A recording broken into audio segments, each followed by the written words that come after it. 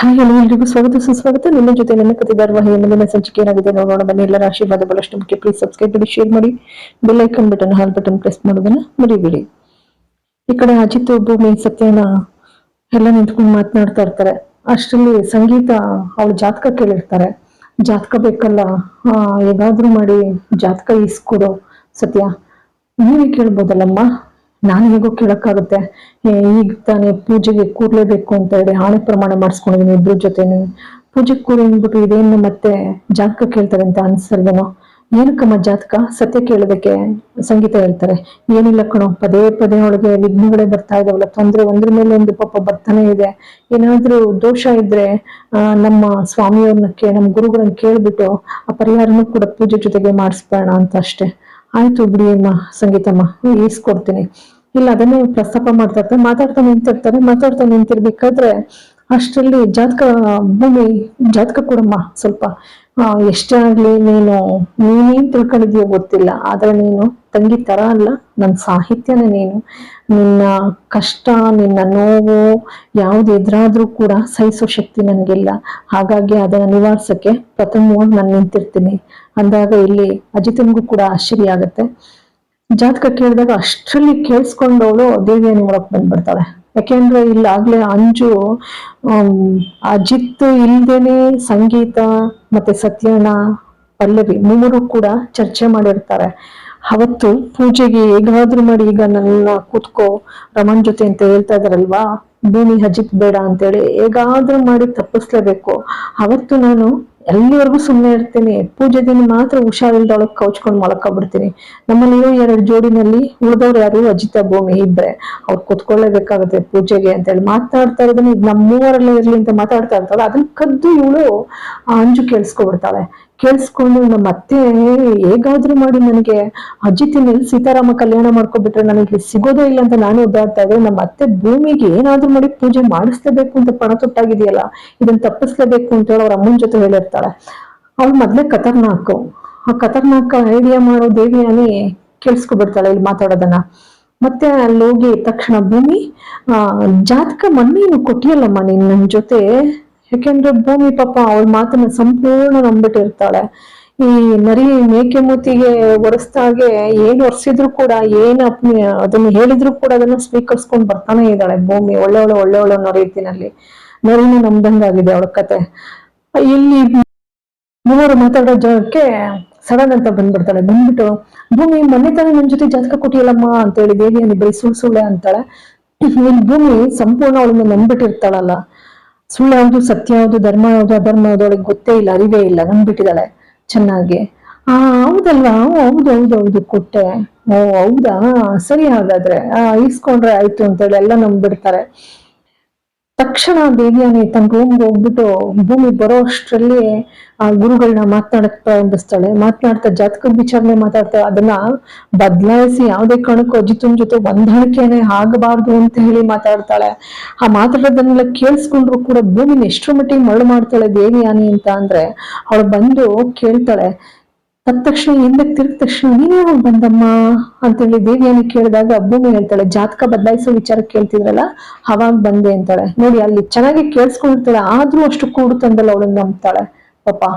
ದೇವಿಯಾನಿ ಇದ್ದವಳು, ನೋಡಮ್ಮ ಜಾತಕನ ಹೀಗ್ ತಾನೇ ಗುರುಗಳಿಗೆ ಹೇಳಿದೀನಿ ಮತ್ತೆ ಬರೀಲಿಕ್ಕೆ, ಎಷ್ಟೇ ಆಗ್ಲಿ ಪುಟ, ನೀನು ಭಾಗ್ಯಮ್ಮ ಮತ್ತೆ ವೀರಣ್ಣನ ಮಗಳು ಅಂತ ಗೊತ್ತಾಗ್ಬಾರ್ದಲ್ವಾ, ಗೊತ್ತಾಗ್ಬಿಟ್ರೆ ಇನ್ನೆಲ್ಲಿ ನಿನ್ಗೆ ಅನಾಹುತ ಆಗುತ್ತೋ ಅಂತ ಅದಕ್ಕೋಸ್ಕರ ನಾನು ಹೀಗೆ ಬದಲಾಯಿಸ್ಲಿಕ್ಕೆ ಹೇಳ್ತಾ ಇದ್ದೀನಿ.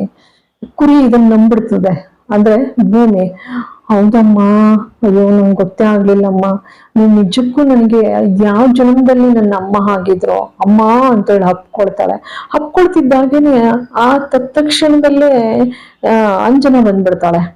ಅಂಜು ಬಂದವಳು ಸಡನ್ ಅಂತ ಅವಳ ಏನೇ 3rd ಕ್ಲಾಸ್ ಟೀಮ್ ಆರೋಳು ಹೆಚ್ಚಾದ್ಲಮ್ಮ ನಿನಗೆ.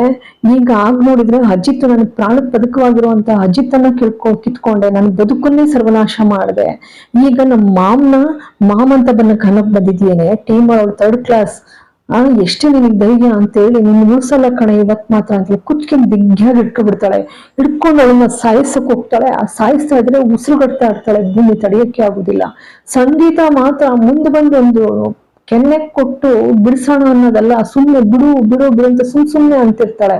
ಅವ್ರಿಗೂ ಒಳಗೆ ಸತ್ತೋಗ್ಲಿ ಬಿಡು ಅನ್ನೋದೇ ಇದೆ ಭೂಮಿ. ಅಷ್ಟ್ರಲ್ಲಿ ದೇವ್ರ ಪ್ರತ್ಯಕ್ಷ ಆದಾಗೆ ಅಜಿತ್ ಬಂದ್ಬಿಡ್ತಾನೆ. ಅಜಿತ್ ಬಂದವನು, ಅವನಿಗೆ ಎಲ್ಲಿತ್ತೋ ಸಿಟ್ಟು, ಏನು ವೀರಾವೇಶ ತಾಳ್ದವನ ಹಾಗೆ ತೆಗೆದೊಂದು ಸರಿಯಾಗಿ ಕೆನ್ನೆ ಕೊಡ್ತಾನೆ ಅಂಜುಗೆ. ಕೊಟ್ಟ ತಕ್ಷಣ ತತ್ತರಿಸೋಗ್ತಾಳೆ ಹಂಗೆ ಕೆನ್ನೆ ಸರಿಕೊಂಡು. ಸಂಗೀತಂಗೆ ಶಾಕ್ ಆಗ್ಬಿಡ್ತದೆ. ಶಾಕ್ ಆಗೋದು ಅಷ್ಟೇ ಅಲ್ಲ, ನೋಡಿಯತ್ತೆ ನಿಮ್ ಮುಂದೆನೆ ಹೆಂಗೆ ಭೂಮಿ ಪ್ರಾಣ ತೆಗಿಯಕ್ ಹೋಗಿದ್ದಾಳೆ, ನೀವು ನೋಡ್ತಾನೆ ಇದ್ದೀರಾ. ಎಷ್ಟು ಧೈರ್ಯ ಇರ್ಬೇಕು ಇವಳು. ಭೂಮಿ ಏನಾದ್ರು ಆಯ್ತಾ ಅಂತ, ಏನಿಲ್ಲ ಸಾಹೇಬ್ರಿ ಏನಿಲ್ಲ ಅಂತ ಕುತ್ಕೆ ನಿಂಗೆ ಅನ್ಕೊಳ್ತಾ ಇರ್ತಾಳೆ. ಅಷ್ಟರಲ್ಲಿ ಅಜಿತ್ ಅಷ್ಟಕ್ಕೆ ಸುಮ್ಮನೆ ಆಗೋದಿಲ್ಲ. ಮತ್ತೆ ತಡಿನಾಡ್ದಲೆ ಮತ್ತೆ ಇನ್ನೊಂದು ಕೆನ್ನೆಗೆ ಬಾರ್ಸಕ್ ಹೋಗ್ತಾನೆ. ಅಷ್ಟ್ರಲ್ಲಿ ಕೈ ಹಿಡ್ಕೊಬಿಡ್ತಾಳೆ ದೇವ್ಯಾನಿ. ಬೇಡಪ್ಪ ಬೇಡ, ದಯಮಾಡಿ ಬೇಡ, ಬೇಜಾರ್ ಮಾಡ್ಕೋಬೇಡ ಅತ್ತೆ, ಇವಳನ್ನ ಮಾತ್ರ ಇವತ್ತು ಉಳಿಸೋದಿಲ್ಲ. ಇವತ್ತು ಇರಂಗ್ ಕೂಡ್ದು ಇವಳು ಇನ್ಮೇಲೆ ಇವತ್ತಿಂದ ಆಚೆಗೆ ನಮ್ಮ ಮನೇಲಿ ಇರಂಗ್ ಕೂಡ್ದು ಹೋಯ್ತಾ ಇರ್ಬೇಕು ನಮ್ಮ ಮನೆಯಿಂದ ಆಚೆಗೆ.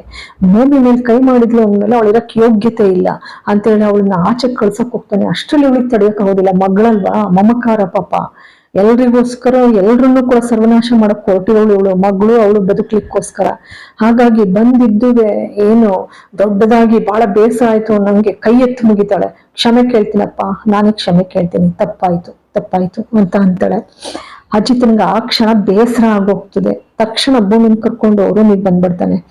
ರೂಮಿಗೆ ಬಂದು ಅವನ್ಗೆ ತಡಿಯಕ್ಕಾಗೋದಿಲ್ಲ, ಭೂಮಿ ನಿಂಗೆ ಕೊಲ್ಲೋಕ್ ಬಂದ್ಲಲ್ಲ ಅಂತ ಹೇಳಿ ಭೂಮಿನ ಅಪ್ಕೊಂಡು ಸಾಂತ್ವನ ಹೇಳಿ ಜೊತೆಗೆ ರೂಮಿಗೆ ಕರ್ಕೊಂಡು ಹೋಗಿ ಅವಳನ್ನ ಕೂರ್ಸ್ಕೊಂಡು ಪಕ್ಕದಲ್ಲಿ ಕೂತ್ಕೊಂಡು ಅವಳನ್ನ ಹಾಗೆ ಬಾಚ್ಕೊಂಡು ತಪ್ಕೊಳ್ತಾ, ಭೂಮಿ ನೋಯ್ತಾ ಇದೀಯಾ, ಏನಾದ್ರೂ ಆಗ್ತಾ ಇದೆಯಮ್ಮ ಅಂದಾಗ, ಇಲ್ಲ ಸಾಹೇಬ್ರೆ ಸ್ವಲ್ಪ ನೋವು ಅನ್ಸುತ್ತೆ, ಈ ಕುತ್ತಿಗೆ ಹತ್ರ ಎಲ್ಲ ನೋವಾಗ್ತಾ ಇದೆ ಅಂತ ಹೇಳಂತಾಳೆ.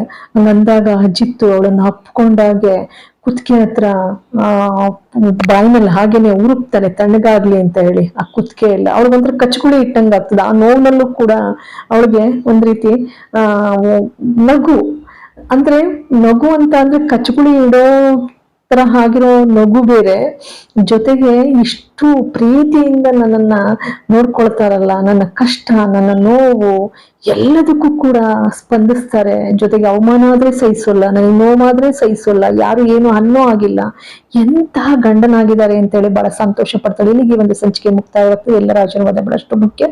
ಪ್ಲೀಸ್ ಸಬ್ಸ್ಕ್ರೈಬ್ ಮಾಡಿ. ಎಲ್ಲರಿಗೂ ಕೂಡ ಅನಂತ ಧನ್ಯವಾದಗಳು ಎಲ್ಲರಿಗೂ ಕೂಡ.